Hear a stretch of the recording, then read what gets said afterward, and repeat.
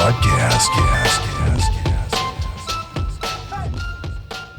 We begin with excerpts from your humble host's elementary school report cards. Date, November 1978. Placement, kindergarten. John is able to follow simple directions and recall general information. He enjoys listening to stories and poems. He has difficulty pronouncing the sound of F and S, which I think is friggin' stupid. March 1979, placement, kindergarten. John can recognize rhyming words. He shows an interest in words through picture books and chart stories. He recognizes the letters of the alphabet. June 1979, placement, kindergarten.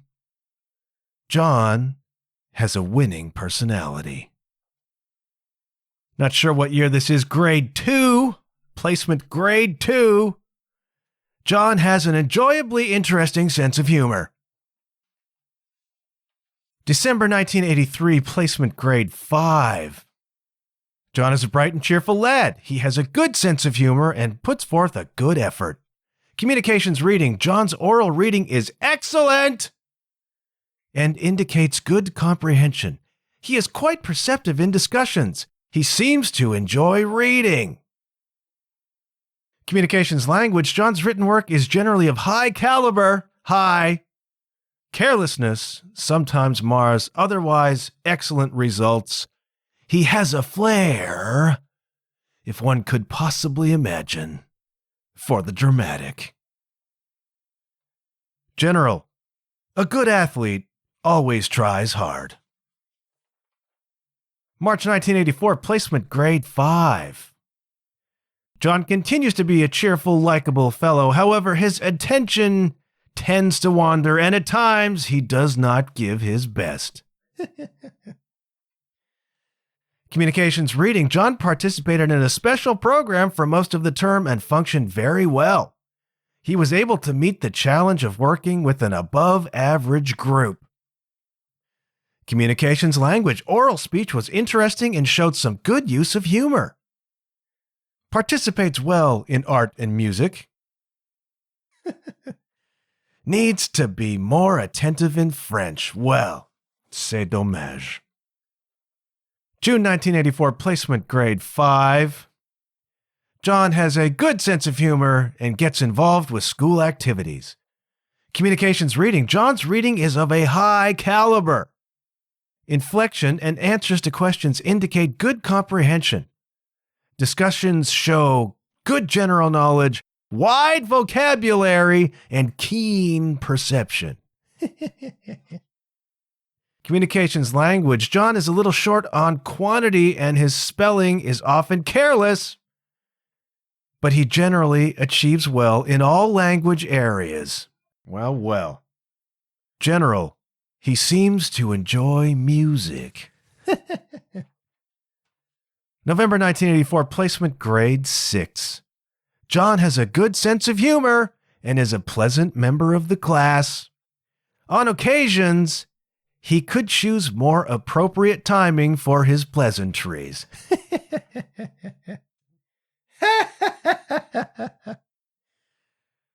Communications reading. Following directions needs improvement. An artist, kids, is just never appreciated in his own time. Following directions needs improvement. Seat work tends to be incomplete. Again, not recognizing the artist in development, Seems to enjoy story writing and does a good job. Sense of humor. Writing skills are developing well, some careless spelling and sentence fragments in composition. See, this is what happens, right? They say those who can do, those who can't teach. My grade 6 teacher did not recognize my literary genius, probably stifled me, and that's why I quit writing 15 years ago. General, could show more self-control. Well, I'm showing some right now. You, gentle listener, will no doubt at this moment have questions. The first of which being, why do I have copies of my elementary school report cards? And the answer to that is, I don't, or at least I didn't. My parents did. And so on this past weekend, we spring interred mein Vater, who passed away in January, you may recall. Couldn't bury him then. Ground was frozen. If you were around Ontario for the past winter, you know what I'm talking about. And so it was spring interment, and we did that this past weekend. So I packed up my automobile, and I motored north on the highway. Took the scenic route, kids. I highly recommend the scenic route. And that, for me, heading north, was the route up Highway 21 in southwestern Ontario on the shores of Lake Huron. A very, very pretty drive looking at Lake Huron. Treacherous in the winter. Quite lovely in the first part of June. And I was going north because we were putting my dad in a small town cemetery. Really enjoyed the scenic route. You know, we get it into our heads that we got to get where we're going as fast as friggin' possible. And for me, I've always enjoying the trip, you know, making the trip part of the experience. It's not something I've been able to do a lot. Now that I'm a single man, one of the perks, one of the silver linings, one of the benefits is that I can take whichever road I friggin' please. I can take whatever road I want. And so I opted for an extra half hour on the trip to drive up the coast, and it was very, very nice. And so my sisters and I and our significant others and some nieces and nephews and some eventually an older aunt and uncle, a bunch of us from the fam, we rented what they're calling a cottage. And that's my kind of cottage life, man. A complete 3-story wood cottage, absolutely stunningly beautiful, right on the coast, right on the shores of Lake Huron, man. We sat there around a fire, freezing, staring out at Lake Huron. And at one point I wandered upstairs just to take a look around this magnificent place. It's no more a cottage than I live in the Palace of Versailles, if you know what I mean. And there are prints all throughout the cottage of Group of 7 paintings. And if you're not Canadian, if you're not familiar, the Group of 7 is a very, very, very famous art movement from the early 20th century of these landscape painters, Tom Thompson and Fred Varley, A.Y. Jackson. It goes on and on and on. And they created this very distinct style of landscape painting. When you see a group painting, you know exactly that it was a group painting. And a lot of the paintings they did were of sites in Ontario. A lot of canoe trips up to northern Ontario to sketch and to paint. And they created this whole movement called the Group of 7. And I have a particular attachment to the Group of 7 because many of them became, in the First World War, official war artists. Many of the militaries, many of the armies in the First World War hired official war artists to be in the line and to create this body of art that depicted the war. And it's an interesting thing to begin to dig into because you find in some cases that these became very quickly propaganda. You get these kind of death and glory things, these death and glory paintings where it's like the officer is leading his charge out of the trench, you know, and his hand in the air or whatever, and he's got the light shining down upon him, and the brave men, you know, filtering out into no man's land. These very heroic looking things, these isn't war, this magnificent adventure. And there was a lot of that, particularly in the early days. But the longer the war went on, the more things became street and real, and the more there became a disillusion, and the more that these war artists began to interpret it in that way. One of my favorite paintings that exists in the world is a painting by the Group of 7 painter, Frederick Varley. And it's just a painting of no man's land and there's a gravedigger standing there, and there's a wagon with a couple of bodies just stacked on it, and everything is brown. There's a shell hole puddle with a reflection in it, just destroyed gear, little row of crosses, and this kind of gray sky, and it's just this scene of desolation. You are just staring at, this is the true reality of the war. This death and glory stuff is propaganda. The true reality is just this: mud and crosses and bodies, not even distinct. It's just like a mash of bodies on the back of this wagon, a blanket or a tarp kind of haphazardly thrown over the back of them.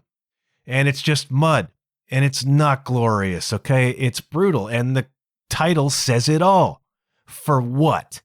And I love that painting because it captures so much. It captures the image, and it does it in a distinctly group style. And if you know the way that the group of seven, that particular style that they had, which I can't describe very well, you have to go and look at it. It's distinctly a group painting, but it's not of a traditional Northern Ontario landscape or an island or a rock or a fir tree. It's this desolate battlefield with the gravedigger just sort of leaning on his shovel and a mishmash of dead bodies. And the question is, for what? This became a political commentary at a time when political commentary was still not all that welcome.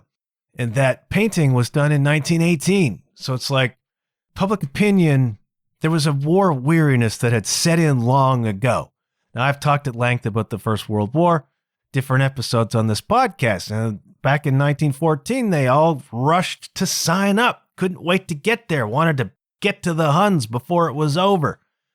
Massive enlistment for the war to go fight on this grand adventure. They said, it'll be over by Christmas, boys. You don't want to miss it. And so they all signed up and off they went from everywhere. And that's when a lot of the death and glory paintings were done, right? Let's get the boys out to recruit and let's celebrate this very masculine, heroic thing we call war. Well, by 1918, the war weariness is set in heavy. Millions of people are dead. This thing has gone on way longer than the few months they thought it would in the beginning. They thought they would slap each other with gloves and be done by Christmas, and then everybody pack up and go home again, like an extended game of soccer or something like that.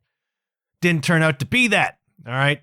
All the way down into 1918, they're fighting. Millions are dead. The disillusionment, the absolute disillusionment of people with war was palpable. And in Canada, you'd had a conscription crisis in 1917. There was a lot of feeling and political sentiment against the war now, and the population were just sort of resigned, like we have to finish this somehow. And in 1918, it was getting hot. I mean, some of the worst months of the war in terms of casualties were happening in 1918. And so it wouldn't be helpful, you would think, from a recruiting office or from a government's office to have your official war artist painting things like, for what? Why did we do this? I mean, it's the only question that matters. What did we do this for? What did this mishmash of bodies die for? And that is what I love so much about Fred Varley, who, as far as I know, was a bit of a cantankerous cat. And I love that they sent him there as an official war artist with a rank. And what he did was ask the real question. What have we done? For what? For what did these guys die? For what did we put ourselves through this? It's a stunning painting and a stunning statement at a time when it probably wasn't all that welcome. And you can go see that, kids, okay? I've seen it with my own eyes. It was a profound moment. I went to the Canadian War Museum in Ottawa some years ago, and one of the first exhibits is the First World War exhibit. So you're walking through this exhibit, which is pretty spectacular. And what happens? They did this beautifully. So it kind of winds around, almost like a trench system. And so you're walking, you're looking at artifacts, whatever. You go down one section, then you turn a corner, and at the end of this long corridor, there it is. There is For What by Fred Varley, the actual canvas, which is huge, by the way. You don't get that when you look online and you see the painting. You don't realize what a massive canvas it is. So here I am, this dude obsessed with the First World War and this dude with a real interest in the Group of Seven, and in particular that painting. I turn around the corner and I'm staring right at it. I'm looking at Varley's brushstrokes. Stunning moment for me. And I just sort of stood there in this bizarre, quiet, stunned contemplation of Varley's for what? But that was the Group of Seven, okay? This famous little group of painters who developed this very signature, very unique style of landscape painting. And one of them, as I said, was A.Y. Jackson, who was also an official war artist. Now, he wasn't initially. He actually enlisted. I think he enlisted in maybe 1915 and served in the ranks. And then eventually was plucked out of the ranks, might even have been wounded, and then converted. He was a group painter, but he didn't enlist as a painter. He enlisted as a soldier and fought and saw action, and then became an official war artist after that. And you can go in and you can look on Google and see A.Y. Jackson's war paintings and Fred Varley's. I think Arthur Lismer was probably one as well. There's a bunch of them. And so you don't care about any of that. And what's that got to do with the cottage? Well, I'm upstairs in the loft, in the loft of the cottage, and I'm looking around, and there are all these prints throughout of Group of Seven paintings, because we were living in one. You looked out the window and it looked like a group painting. It wasn't stylized in that way, but you could very clearly imagine those painters looking out that window and painting what they saw there. It had that rugged Ontario landscape. There was a lake and an island and rocks and trees, very group. And so the cabin is filled with group prints. But I look closely, hanging over in the corner, at this small piece that's there, and I'm like, obviously group. Doesn't look like a print, though. And I go over for a closer look, and it's an A.Y. Jackson. It's an actual A.Y. Jackson. And I'm like, this is canvas. This is not a print. Is this genuine? Could it be that I'm looking at a genuine A.Y. Jackson just hanging in somebody's cottage? Because that happens, like paintings turn up at art auctions or garage sales, or people go to art auctions with paintings they found at garage sales, and people didn't realize that sort of weirdly colored landscape painting actually is an A.Y. Jackson worth $40,000. It's just a painting that got passed down. They're not all worth that. And I don't know what this particular one was worth, but I'm looking at it. It's canvas. It's got his signature on it. I'm like, could this possibly be genuine? It couldn't be genuine. So I goes to my sister Penny and I says, we got to find out if that painting is real. And we had rented the cottage from a friend of hers. So she was very easy for her to just text, say, hey, that painting up there, the A.Y. Jackson painting, is that real? And word came back, yep, think so. And I almost fainted. Now, nobody else in my family gives a crap about the Group of Seven or the First World War or A.Y. Jackson. But for me, this is insane. And I just sort of was like blown away for a minute. And then I am looking later. I'm looking because, it occurred to me, if I could find a print of that painting and slip it in there, I could make off with the canvas. Nobody's going to be any the wiser. And I didn't even want to sell it. I just wanted to have it. But then I was on a couple of art auction sites looking at A.Y. Jackson paintings that are for sale. And yes, some of them are auctioning for 40, 50 grand. And I'm like, I don't know. Some of them aren't. Some of them are $800. But who knows about that one, And it was just like, wow, this is friggin' cool, man. And so where was I going with all this? Why do I have my elementary school report cards? Well, my mom passed away in 2021. And so there was a purge of some of her stuff, but not all of it. These mementos, photo albums, keepsakes, stuff that she treasured. After she was gone, my dad sold their house and downsized into an apartment, much more manageable. So we couldn't take it all with us. So we purged a lot, but not everything. And then Dad died in January. And so what remains of their memories, he had with him and we had with us. And we, in closing his apartment back in January, got rid of a lot of that stuff, but not all of it. And so it's like eventually we have to deal with it. Now the interment is here. We are gathered together. Let's go through the remaining boxes of stuff. And that was really compelling. We saw some stuff that was amazing. We saw some stuff that was horrifying. And this is something that future generations may not experience, which is opening up a box and finding in there black and white photos from 1947 or 1956 of your ancestors, your parents as children, whatever. It's like people photographed well. Like there was some cool, I have to write like 7 albums in order to accommodate all of the photos I saw that would just make great album covers. And the modern generation, I don't think will get that. I mean, they'll have digital photographs of their dad as a teenager using the bunny ears filter on Instagram or something like that. Not nearly as classy and cool as a lot of what we uncovered. And then there's pictures of us as kids that I had not seen in 50 years or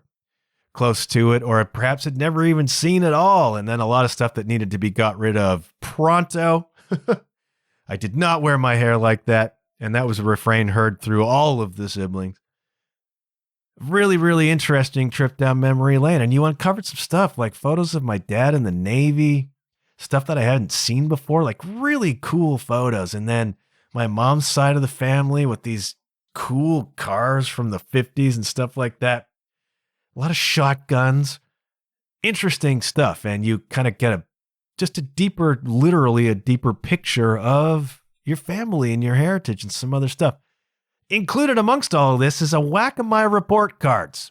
And that's fun to look at too. I've had the thought that everybody should be sent upon leaving high school, or when they reach a certain age, they should all be sent their student record.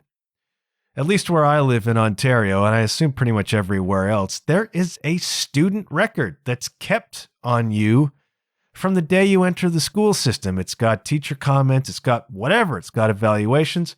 It's all contained, and you can go look at it. You can apply to see your student record, and it expires after a certain period of time. So mine's probably gone pre-internet, but it exists. For some of you, it still exists. Why should you look at it? Because there's so much in there that provides a clue to you. And why did I read from those particular report cards to you? That's your second question. Why do you have them? I didn't. My parents had them. Why did I read from them? Because they're so instructive and timely. They didn't tell me anything I didn't already know, but it reinforced for me the pattern. Who was the kid?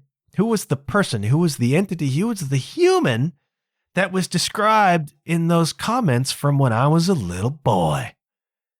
Likes reading, good at writing, unbearably funny and clever, a little bit careless, doesn't like to follow directions very well, sometimes prefers to do it his own way, very good speaker. You know what I mean? And it's like, well, I mean, we always knew I was stunningly articulate and a brilliant writer. Nice to be reminded. And I've had in my head, since going through those report cards a couple days ago, it's just this thought in my head that, the fundamental you-ness of you, I don't think changes all that much. There's a moment in one of my favorite novels of all time, Life After God by Douglas Copeland, a novel that changed me, by the way. When I was still a writer, that novel changed me as a writer. It's brilliant. But there's a moment where the main character is writing ostensibly to his daughter, who's a little kid. And he's saying to her, you were already formed when you emerged. From the moment you were born, you were already you.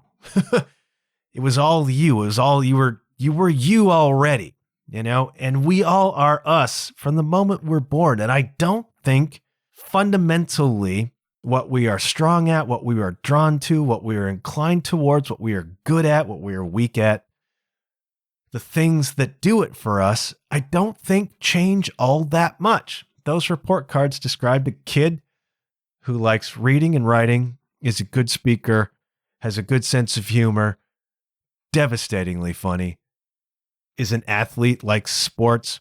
That's me now.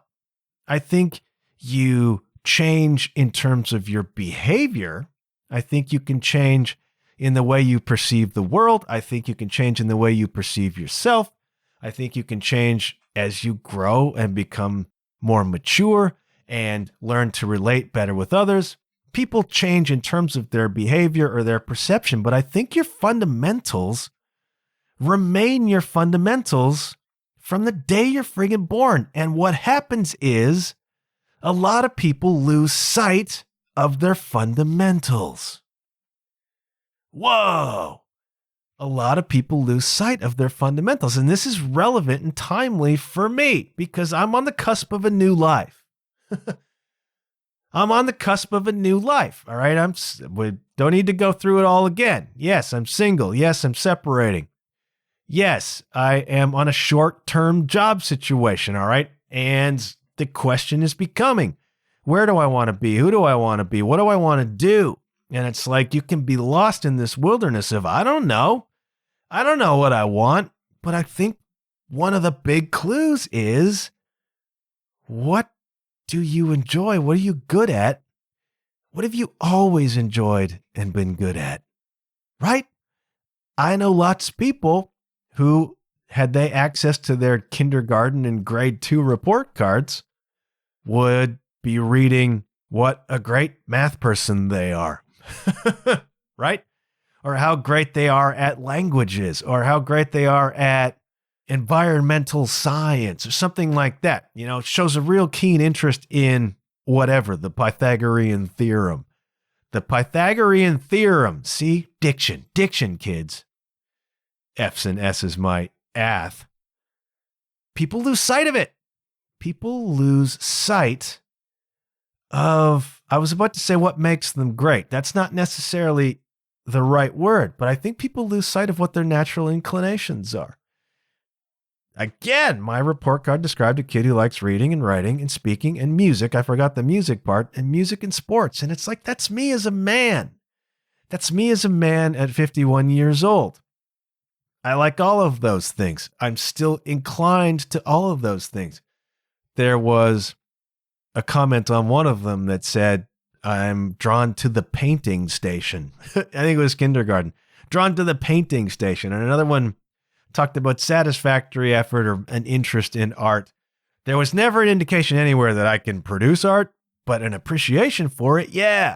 Which is why I can walk through that museum in Berlin and be just staggered looking at Bruegels and Rembrandts. It's like, what was you was there from the beginning. What is you now harkens back to the beginning. And if you're one of those people who's kind of lost in the wilderness right now and don't know what you're supposed to do, don't know what you want to do, think about that. When I was a kid, I used to write little books. There was a moment in time on my VIC-20 where I was recording onto cassettes, ostensibly little radio shows. Like, even as a kid, I was de facto podcasting. Even as a kid, I was writing.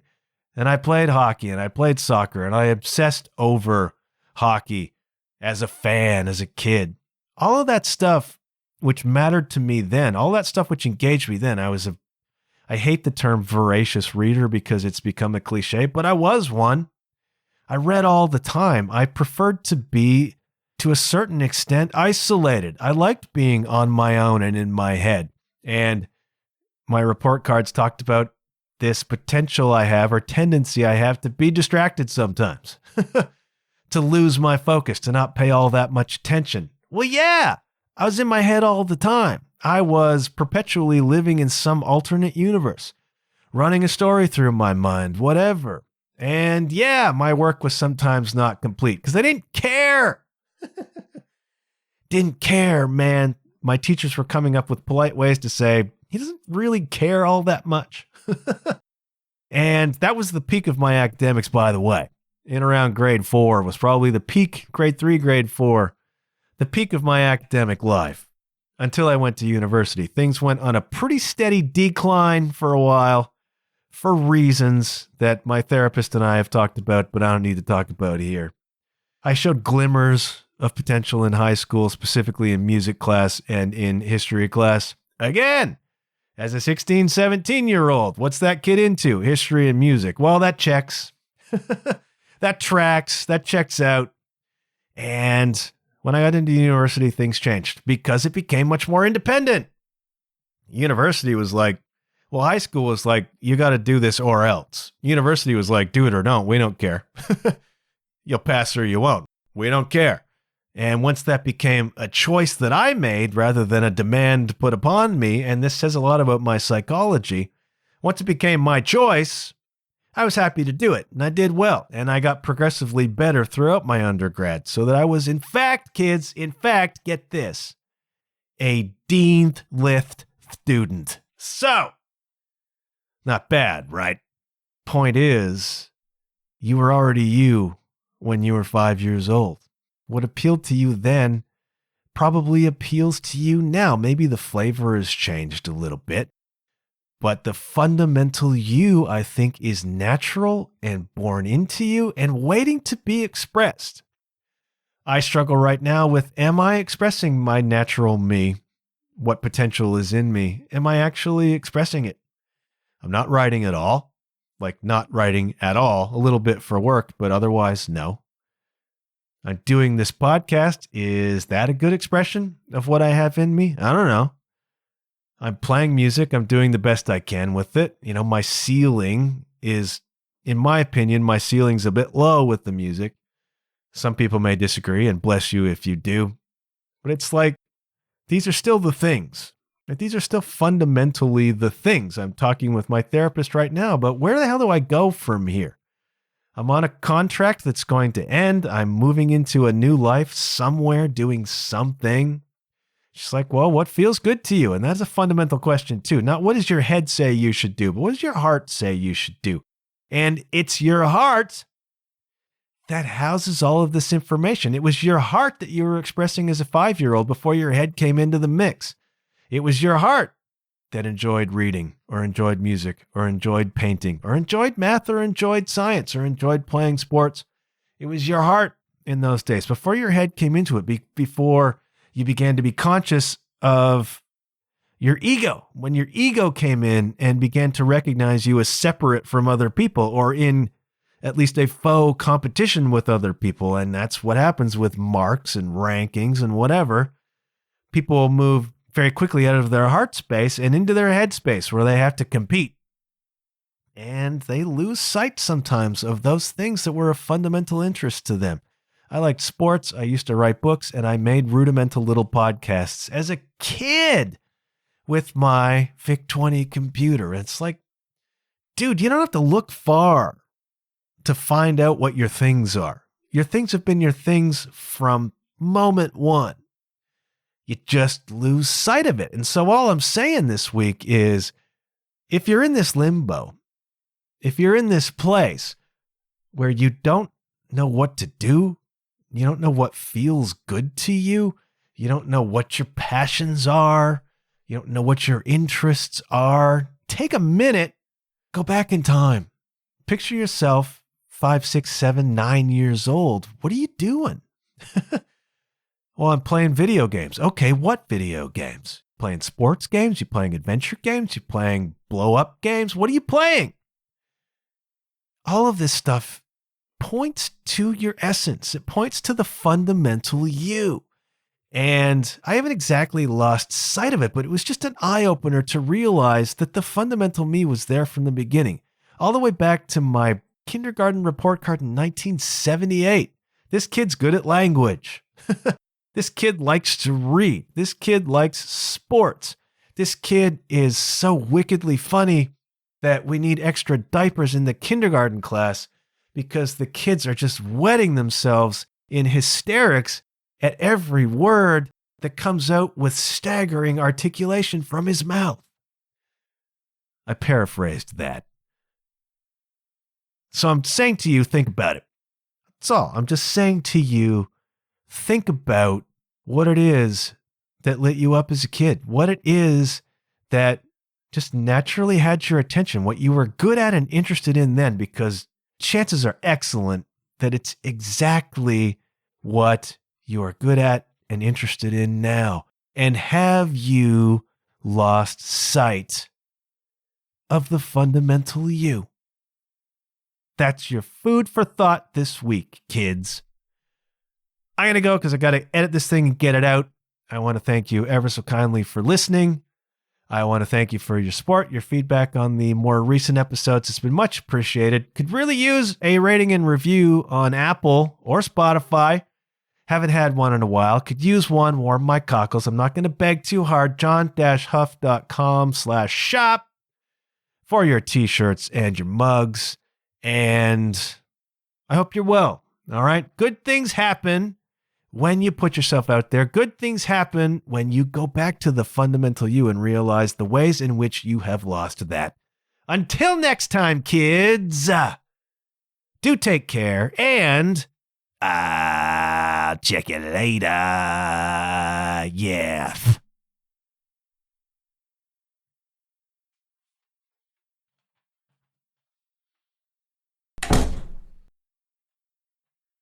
Old report card will also tell you what you're not great at. November 1984, placement grade 6, mathematics. Math facts, which should have been learned in earlier grades, should be drilled at home.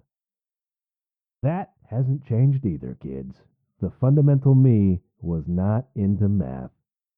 Good thing I only rarely have to count past 6.